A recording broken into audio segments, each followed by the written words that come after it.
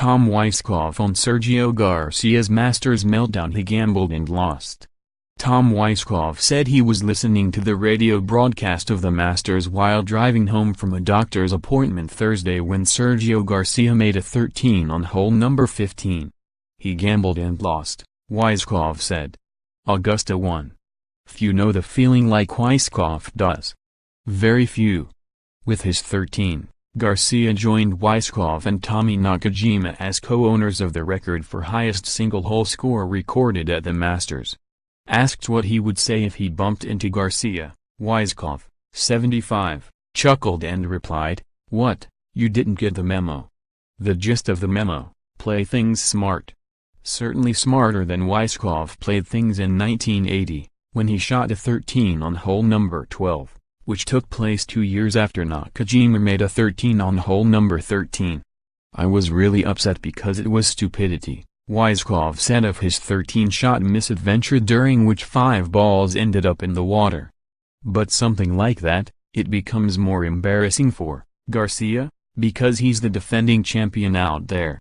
More Masters. Brennan, Tiger Woods shoots unspectacular 73 in Masters first round, but at end number 39 s still a success more. Jordan Spieth shoots 66 to lead Masters opening round by 2 shots. Weiskopf, who won the 1973 British Open and 16 PGA Tour events, provided a detailed shot-by-shot account of his own 13. But he said no PTSD symptoms were triggered when he listened to Garcia's 13-shot debacle. "Good God, no," Weiskopf told USA Today Sports by phone from his home in Montana. "I don't like to be one of the 3 that is always going to be mentioned as making the highest score on any hole. But it sure doesn't haunt me."